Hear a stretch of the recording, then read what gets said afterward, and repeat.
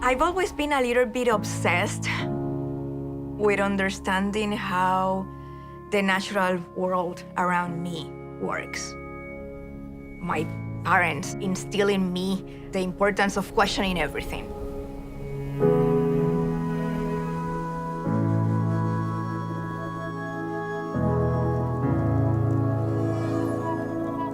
My father used to always ask me about things that he would observe in daily life. Can you figure out how this works and explain it to me? And I think like that inquisitive nature might be why I chose science.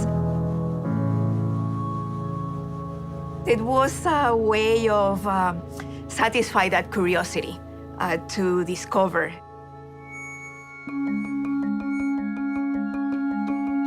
We find ourselves in a moment of enormous potential in our technology, but also extraordinary challenges that it would be hard to overstate how deep and profound they are. On one hand, if we just think about the challenges that the world is facing in sustainable development goals, like water, poverty, food, healthcare, and climate. Climate change is also my upbringing. I came from a developing nation where I have seen the impacts of climate change.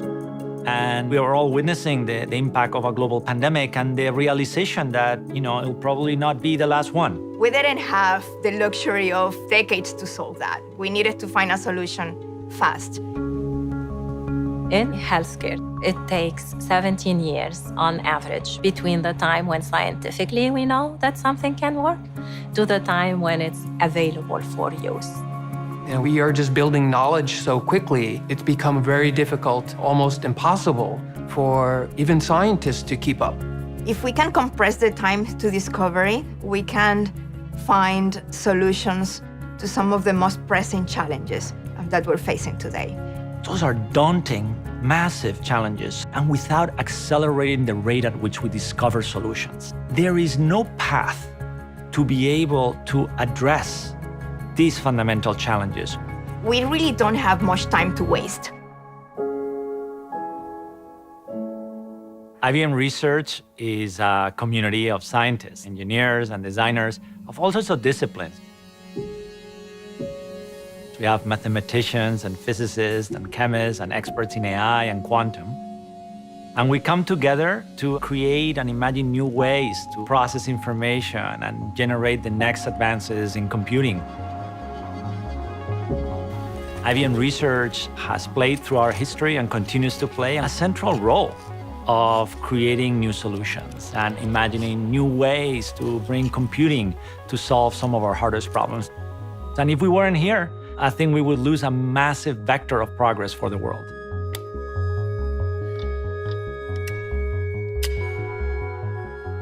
I'm Dario Gil. I'm Senior Vice President at IBM, and I am responsible for all of the research activities of IBM worldwide. I'm Zaira Nazario. I joined IBM Research because I wanted to make quantum computing a reality. We need to pull together the power of all these new technologies that are emerging. And the moment we find ourselves is the convergence of not just one technology, but three technologies that are going to alter how we practice science and how we develop technology. I like to summarize them as bits plus neurons plus qubits. The world of bits is the digital world, the computers that we all know.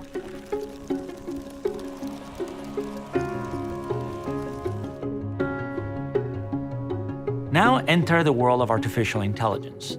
That's the world of neural networks that have inspiration from the biological brains, and they allow us to solve problems differently, to learn from data. And then enter the third element of the equation, the blend of physics and information, the world of qubits. Which is the promise of quantum computing.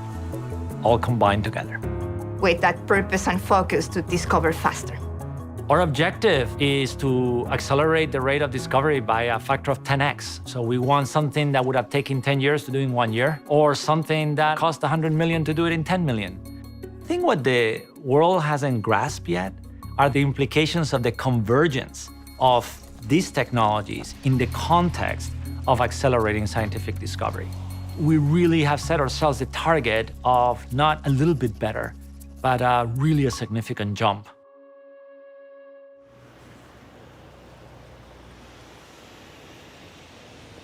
We have hybrid cloud.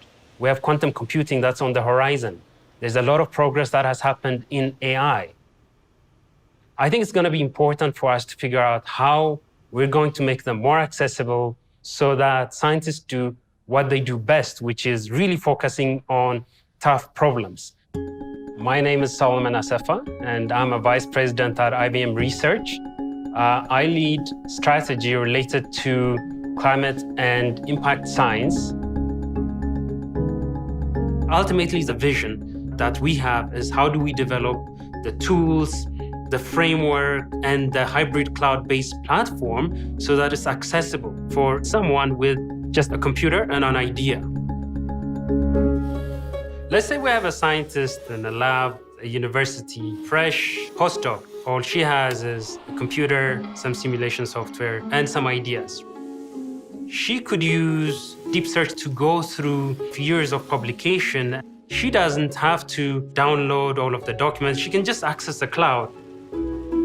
Instead of a few months, it could be a few hours. That's where the power of the cloud is.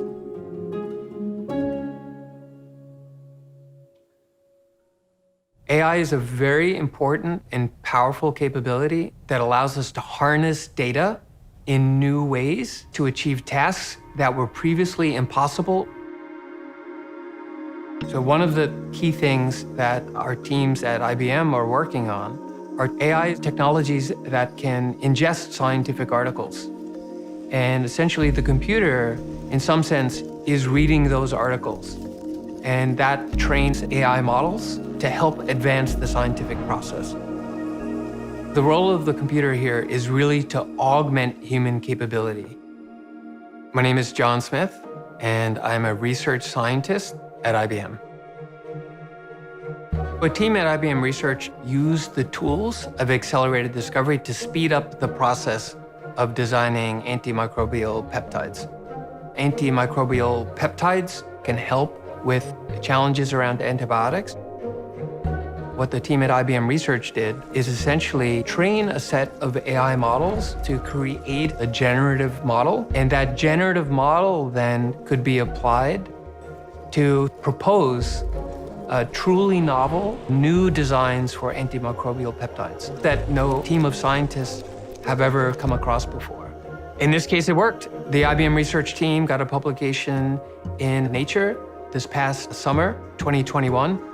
This is a really big deal, and it's a big deal in two ways. On one hand, it is about going faster. It's a remarkable speed up in the ability to discover something new, but it's also hugely significant because the IBM team was able to create fundamentally new technology foundation that can be applied again and again and again in so many other scientific discovery contexts.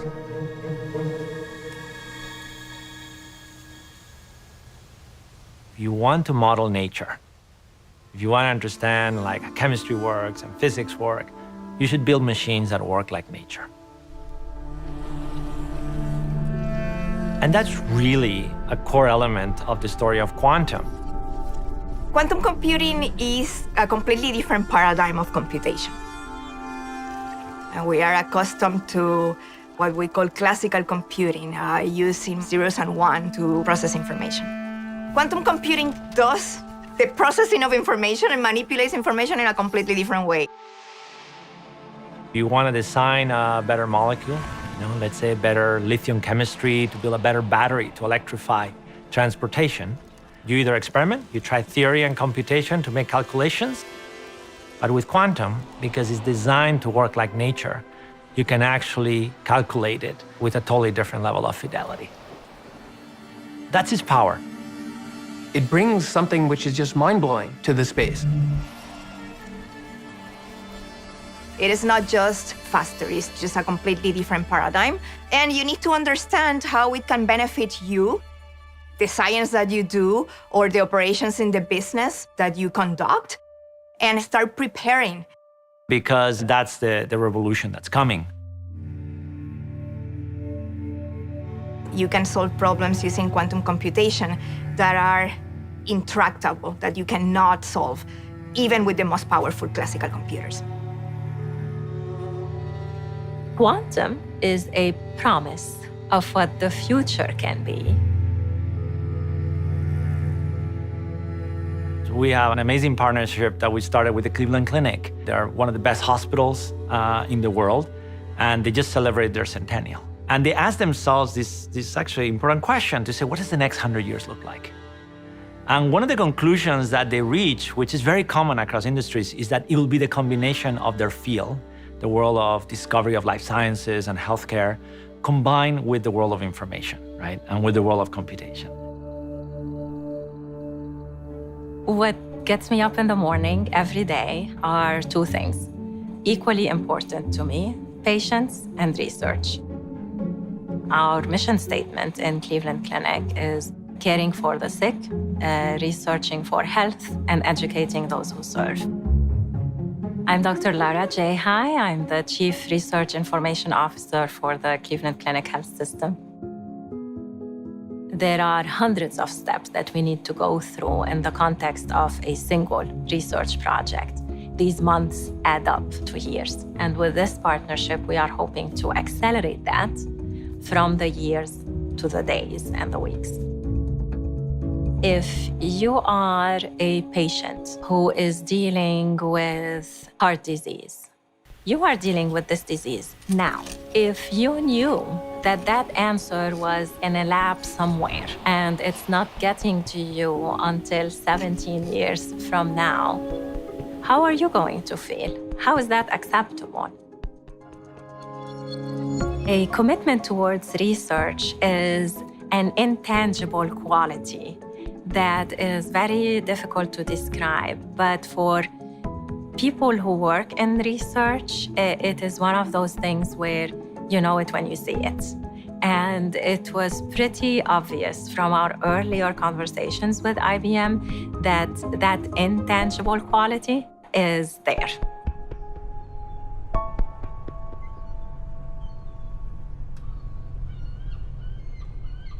Science is a creative process.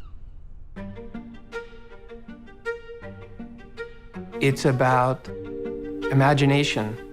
It's about being able to navigate a discovery space or a design space that is practically infinitely vast. So it really requires a flash of insight, some imagination, some creativity, the ability to land on something that is novel, maybe surprising even, which is at the heart of what scientific discovery is about.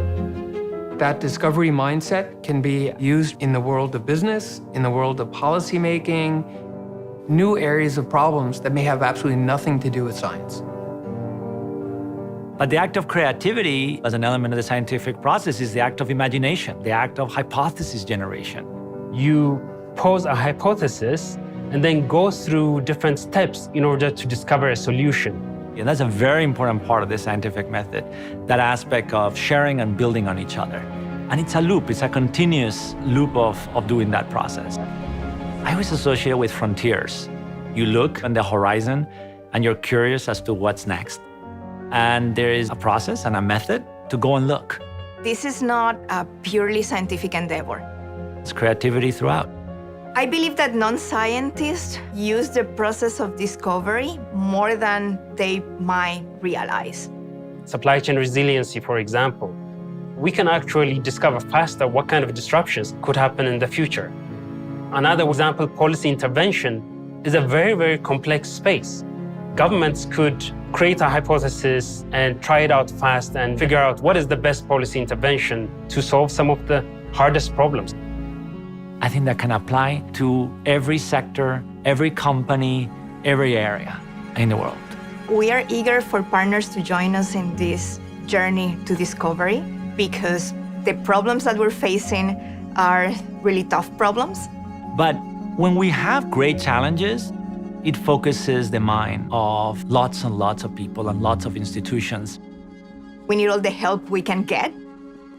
The willingness to experiment, to try out different solutions, different paths. It's a commitment to never be comfortable with the status quo. It's not about science for science sake. On one hand, it is about a faster pace in accelerated discovery, but it is also about scaling and translating faster to make real impact. It's always the right moment for big thinking and for making big strides in trying to solve problems. What is different now versus before is that we have better tools to do that now. We have to bridge the gap when it comes to making science more accessible. We have tools that can help us do that more efficiently and faster, and we should take advantage of those tools. The history of computation has been amazing over the past 60 years, but it's not written yet. And we're about to start a new chapter. I look at all the progress that has happened, and I'm hopeful. We are going to figure this out, and we're going to meet the challenge that we have in front of us.